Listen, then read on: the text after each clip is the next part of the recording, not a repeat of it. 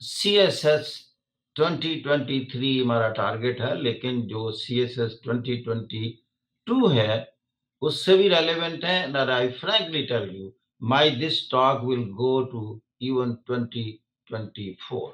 ये वो बातें हैं जो एवरग्रीन है एंड एवर लास्टिंग है। पहली बात, 3 चीजें, 3 सलाहियतें आप में होनी चाहिए। नंबर 1, आपको इंग्लिश कम्युनिकेशन आनी चाहिए।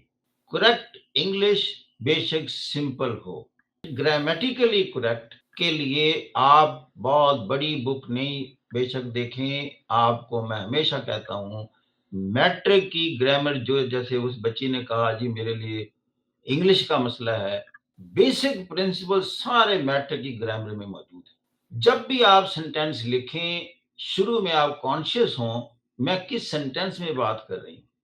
मुझे इज, आर, एम, वाज, वर का पता है, कैन, कुड, वुड, शुड का पता है, मे, माइट का पता है।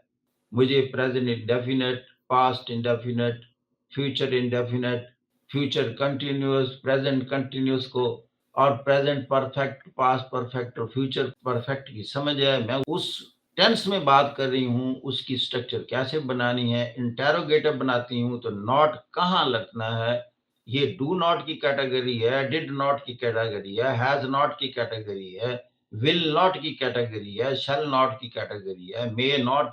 ये सारा का सारा ये बेसिक चीजें आपने, पहली तो बात मैंने किया इंग्लिश कम्युनिकेशन और English grammar. This is number 1 thing, because most of the student, the failure, they belong to the English communication skills. उसके बाद whatever you study, you start writing that. आपने उस दिन टूटा फूटा लिखकर अपने पास ही रखते जाना। पहली दफा नहीं किसी को आप चेक कराएं, क्योंकि वो बड़ा डिस्करेजिंग आपको होगा, उसने बड़ी गलतियां निकाल देंगे। 2-3 माह तो ऐसे करें, उसके बाद देखेंगे कि आप यकीनन आपकी वोकैबुलरी ठीक हो जाएगी, स्पेलिंग ठीक होंगे, सेंटेंस स्ट्रक्चर हो जाएगा, स्टडी आपकी बढ़ गई है। दूसरा है नॉलेज। अब आपका इंफॉर्मेशन लेवल बढ़ना चाहिए दुनिया। You should know the events. Knowledge इसको कहते हैं व्हाट हैज हैपेंड और व्हाट इज हैपनिंग। ये सिर्फ इंफॉर्मेशन होता है और डेटा होता है, ये उतना मुश्किल चीज नहीं है। तीसरी चीज जो कि सीएसएस में रिक्वायर्ड है, critical analysis, why things happen so और व्हाई थिंग्स हैपन सो, इसका तनकीदी जायजा लें। ये है सीएसएस का और कंपटीशन के सवाल। सिर्फ ये वाकयात पहले बता दें थोड़े से, या बाद का वाकयात पूछते ही नहीं, ये कहेंगे जो फलां वाकयात हो रहे हैं आप उसका तनकीदी जायजा लें, या इस स्टेटमेंट का तनकीदी जायजा लें, क्या इसमें हकीकत है, अगर है तो कितनी हकीकत है, कितना इसमें झूठ है। कि democracy is the best political system, please analyse it critically. या capitalism the best economic model for the world, please analyse it critically. अगर ये आ जाए फिर आपने जनाब बताना है कि इसके मेरिट्स क्या हैं और डीमेरिट्स क्या हैं। अगर कहें कि analyse critically the capitalism and come out with A best model for Pakistan और से फॉर द वर्ल्ड, अब आपको और उसने फैला दिया बात को। अब वो कह रहा है कि आप कम्युनिज्म को भी स्टडी करके बताएं। आप अगर इस्लामिक का इकोनॉमिक सिस्टम है, इस्लामिक इकोनॉमिक से उसको आप डिस्कस कर सकते हैं। फिर आप बताएंगे this one is the best, और कॉम्बिनेशन और blend of these 2-3 is the best. वो ब्लेंड करके आप बताएं कि ये चीज इस सिस्टम से निकालें कम्युनिज्म से, ये चीज आप कैपिटलिज्म से निकालें, और इनको जब ब्लेंड करेंगे तो that will be the best model. This is known as the mixed economy. फिर आप कहें कि even United States followed that, even China has started following that mixed economy. It's not autocratic और totally I mean private economy. ये चीजें अंदाज होते हैं। ये हमारी क्लासेज जो है ना, उसमें मेरे स्टूडेंट बैठे हैं इसमें, ये बेटा हम ज्यादातर क्रिटिकल एनालिसिस ही सिखाते हैं। वो मुझसे ज्यादा नॉलेज रखते हैं मेरे student, I tell you frankly. मैं इनकी चीजें पढ़ता हूँ, they study more than me, they know better than me. मैं सिर्फ उनको थोड़ी सी गाइडलाइन बताता हूँ किन एरियाज में किस अंदाज से आपने तनकीदी जायजा पेश करना है और कैसे ग्लोबल जाना है। क्योंकि ग्लोबल जब जाते हैं उसका एक इम्पैक्ट क्रिएट होता है। आपने देखा मेरी बातें 1 मिनट में मैं पाकिस्तान का मुझे कोई टॉपिक दे दें, इवन सिंध इंटीरियर बता दें, उसके बाद में एकदम मैं चाड और माली और सोमालिया और गैम्बिया, सियरा लियोन तक पहुँच जाना है। इसलिए कि this culture is not confined to that area. अगर poverty is there, do you think only confined to that? Interior Sindh or Balochistan or some parts of Punjab and KPK or Fatra or Kashmir, this is a widespread phenomenon. If the poverty has been eradicated by some countries, we have to see whether those principles are equally applicable in Pakistan or not.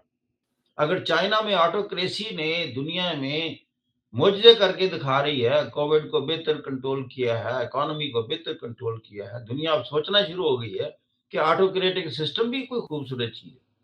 उसने दुनिया को associate कैसे किया, दुनिया से link up कैसे होगा? पहले तो माओ के दौर में नहीं था, ये तो डेंग बाद में आया, तो वो मॉडर्न चाइना का क्रिएटर, मॉडर्न चाइना का क्रिएटर तो डेंग है, जिसने मार्केट रिफॉर्म्स की और दुनिया की कंपनीज खींच के ले आया सारी की सारी, और चाइना दुनिया की सबसे बड़ी मैन्युफैक्चरिंग वर्कशॉप बन गया।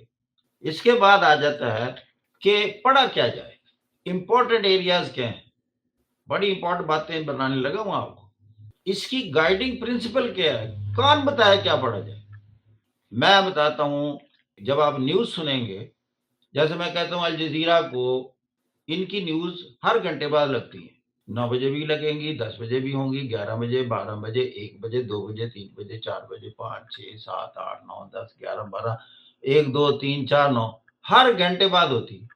10-15 मिनट की न्यूज है, आप दिन में एक दफा सुन लें, आपको पहले पता चलेगा दुनिया में इंपॉर्टेंट इवेंट्स क्या हैं। अगर दुनिया में G7 की मीटिंग हो रही हो, उसने लाजमी बताना है कि G7 की मीटिंग शुरू हो गई है, उसने कम्युनिके जारी कर दिया है, ये फैसला हुआ है। अब आपको पता चल गया कि क्या पढ़ा जाए, कि G7 की मीटिंग, ये आपका एरिया आ गया। G7 में ये फैसला हुआ कि क्लाइमेट चेंज की वजह से जो दुनिया में डिसरप्शंस हो रही हैं वर्ल्ड वाइड, उसको हैंडल कैसे किया जाए। और दूसरा G7 में ये हुआ कि जो चाइना की इमरजेंस है, वो हमें कुछ थ्रेट कर रही है, चैलेंज कर रही है, और B3W जो इंट्रोड्यूस किया जाए, बिल्ड बैक बेटर वर्ल्ड, ये दो बातें तो आपको समझ आ गई क्या पढ़ना चाहिए। और तीसरा उन्होंने बात की कि कोरोना के बाद जो हम आप सबकी इकोनॉमी खराब हो गई है, उसको एड्रेस कैसे किया जाए, इकोनॉमिक इश्यूज को, हमें सबको करेंसी छापनी पड़ गई है, और करेंसी छापने से हमारी करेंसी टेक्निकली डिवैल्यू हो चुकी है।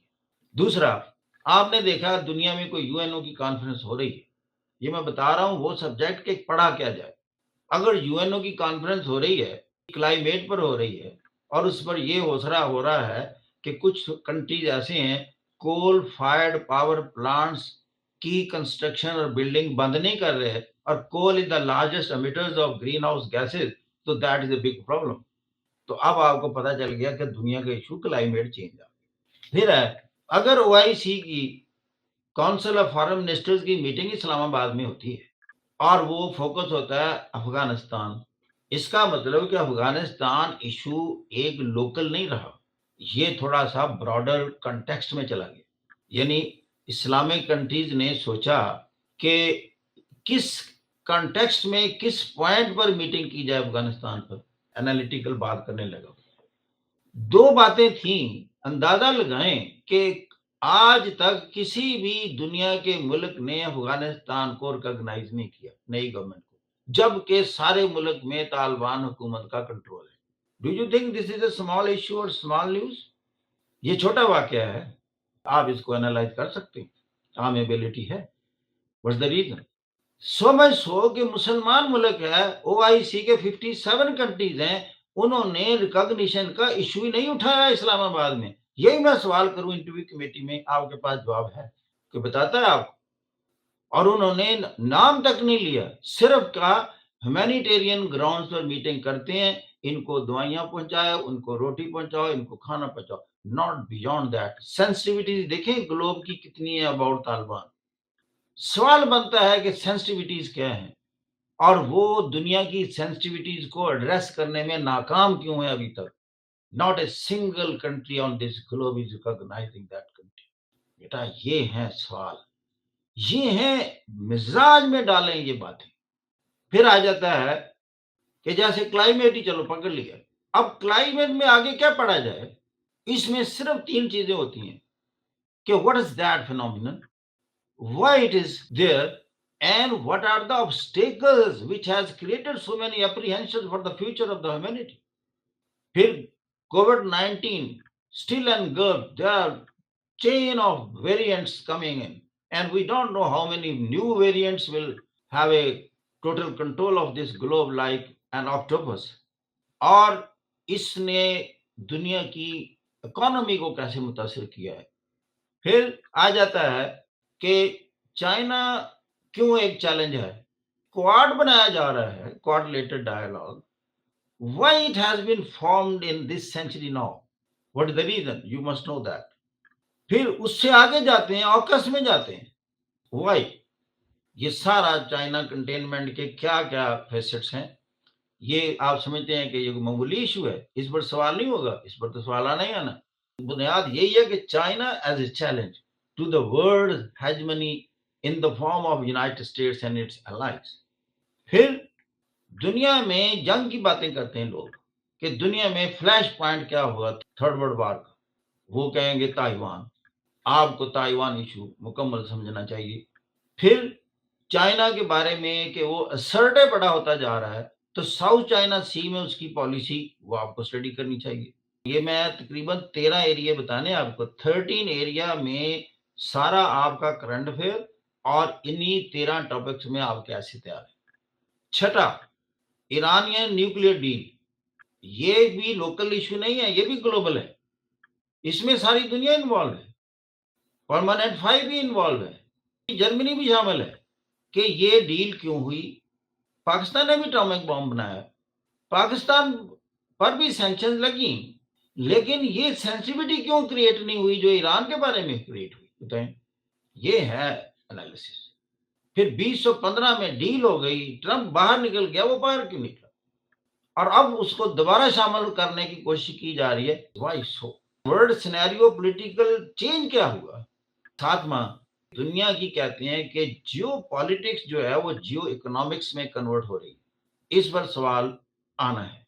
وہ الگ بات ہے, پھر ہم سمجھاتے ہیں کہ جیو اکنامکس اور جیو پالیٹکس جو ہے انٹر لنکڈ ہوتی ہے, لیکن انہوں نے سوال ایسے دینا ہے کہ جی ٹوٹلی جیو پالیٹکس ہم جیو اکنامکس میں چلے گئے. یعنی چائنا کے اگر افغانستان کے ساتھ تعلقات ہوں گے تو وہ اس کی لیتھیم سینسٹیو ہے کہ اس نے لیتھیم کے وہاں مائنز ہیں اس کو لے گا, اور لیتھیم جو ہے مائکرو چپس میں چارجیبل بیٹریز میں استعمال ہونے والی چیز. گویا کہ یہ فیوچر ہے, روبوٹکس, آرٹیفیشل انٹیلیجنس جو بھی جس دنیا میں ہم داخل ہونے لگے ہیں, لیتھیم اور کوبالٹ یہ اس کا بیسک انگریڈینٹس ہے. اور دوسرا, خود جو ہے پاکستان جو ہے وہ بھی جیو اکنامکس میں چلا گیا. یہ اگر چائنا ٹلٹ ہوا ہے تو وہ اس لیے ٹلٹ ہوا کہ ہماری فیوچر جو ہے اکنامک گروتھ اس کا تعلق چائنا سے, امریکہ سے نہیں رہا. یا اگر وہ سی پیک میں انٹر ہوتا ہے تو دس از آل جیو اکنامکس.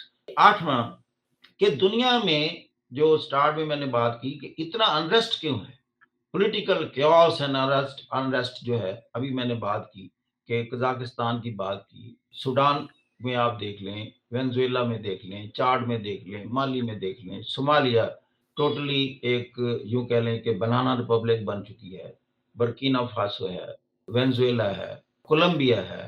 یہ ساری دنیا میں ایک, ایون افغانستان بھی ایک ابھی کیوس میں ہی شامل ہے. یا آپ دیکھیں ایون مڈل ایسٹ میں چلے جائیں, کیا سیریا کو اسٹیبل کنٹری کہیں گے, یا عراق کو اسٹیبل کہیں گے, یا یمن کو اسٹیبل کہیں گے, یا لیبیا کو اسٹیبل کہیں گے؟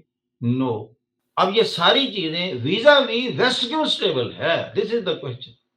کبھی سوئٹزرلینڈ میں یہ مسائل سنیں, کبھی نیدرلینڈ میں سنیں, کبھی Norway, Sweden, Finland, France. کیوں نہیں ہے وہ پولیٹیکلی اسٹیبل کیوں ہیں, کمپیریٹیولی اکنامیکلی اسٹیبل کیوں ہیں؟ کیا کوئی لٹریسی کا تعلق بنتا ہے؟ تبھی تو آپ کو ایسے آئے ماضی میں کہ illiteracy and good economy can't move together. illiteracy and democratic stability can't move together. لکھو ایسے. اور پھر اس میں کرپشن کا اتنا بڑا ایلیمنٹ ہے. ایون آپ دیکھیں ساؤتھ افریقہ ترقی سے کیوں رک گیا نیلسن منڈیلا کے بعد؟ करप्ट आ गए, जैकब जुमा जेल में और कई लीडर जेल में दुनिया के। यानी करप्शन इतना वाइड स्प्रेड है, और करप्शन देखने के लिए एमनेस्टी इंटरनेशनल की साइट पर चले जाएं, वो बता देगा दुनिया के कौन कौन से मुल्क किस लेवल के करप्ट हैं। 10वां पॉइंट कि पाकिस्तान, अफगानिस्तान, चाइना, यूएसए। अब ये पाकिस्तान एक क्रॉस रोड्स पर है, बड़े स्ट्रेटेजिक एरिया में चला गया है कि चाइना से किस तरह के तल्लुकात हों, किस सतह के, रशिया के साथ कैसे हों, अफगानिस्तान के क्या साथ कैसे हों, और यूएसए को भी बिल्कुल नज़रअंदाज नहीं कर सकते, और मिडल ईस्ट के साथ कैसे हों, जिसके इंडिया के साथ बहुत सारे तल्लुकात हैं। तो ये एक एरिया है पाकिस्तान का। और ईरान के साथ कैसे हो। 11वां पॉइंट, यूनाइटेड स्टेट्स की एक परमानेंट पॉलिसी बन गई है, that is considering China as a challenge and threat to its hegemony. तो चाइनाज एमरजेंस, इसको स्टडी करना कि इकोनॉमिकली कब सरपास कर रहा है यूनाइटेड स्टेट्स से, और पॉलिटिकली उससे compete इंटरनेशनल लेवल पर कब करने की पोजीशन में होगा। ये BRI की शक्ल में हो, अब जैसे अमेरिका जब ट्रांस पैसिफिक पार्टनरशिप से निकला तो चाइना का अमल दखल उसमें बढ़ गया, क्योंकि अक्रॉस पैसिफिक सबसे ज्यादा ट्रेड तो चाइना की हो रही है, और वो उसमें से निकल गया ट्रंप के दौर में, और उसने कहा था मैं बायलेटरली ट्रेड करूंगा इन मुल्कों से। वो 11 ममालिक थे, उन्होंने अपनी तंजीम को इंटैक्ट रखा, ट्रांस पैसिफिक पार्टनरशिप। 12वां पॉइंट है जेंडर डिस्क्रिमिनेशन, कि जेंडर को स्टडी करें। आप देखें जेंडर पूरा का पूरा सब्जेक्ट बना हुआ है दुनिया में। इसीलिए यूनाइटेड नेशंस के जो सस्टेनेबल डेवलपमेंट गोल्स हैं उसमें ये बहुत बड़ा पॉइंट रखा हुआ है। हर कंट्री को डायरेक्शन जा रही हैं कि आप डाइवर्सिफाई करें अपने तमाम ऑर्गेनाइजेशन को, and keeping in view the diversity of the genders, आप इनको प्रॉपर सीटें दें। बल्कि किसी मुल्क की तरक्की का इन्हिसार या यार्डस्टिक ये रखी हुई है, उनके डिफरेंट इदारों में औरतों का रोल कितना परसेंट है। जितना परसेंट बढ़ता जाएगा दुनिया उसको तरक्की याफ्ता समझती है, और जितना औरत नजर नहीं आएगी कहीं किसी इदारे में, कहते हैं ये एक बैकवर्ड कंट्री। और 13th पॉइंट आखिरी, where is the Muslim world, Muslim दुनिया कहाँ है, ये तनजली का शिकार क्यों है, इकोनॉमिकली भी साउंड नहीं, टेक्नोलॉजिकली साउंड नहीं, साइंटिफिकली साउंड नहीं, एजुकेशनली साउंड नहीं, व्हाट हैपेंड टू देम, और मॉरली भी साउंड नहीं, क्यों उनके पास एक ही था मोरालिटी, प्रॉफिट सल्लल्लाहु अलैहि वसल्लम और कुरान, ये उसको भी उसके भी फॉलोअर नहीं रहे। और फिर अल्लाह के तो कवानीन है, जो हमें फॉलो नहीं करेगा फिर रुसवा हो जाएगा, दूसरों के रहमो करम पर हो जाएगा। हो गए दुनिया के 60% ममालिक में क्योस अनरेस्ट है, that is with the Islamic world.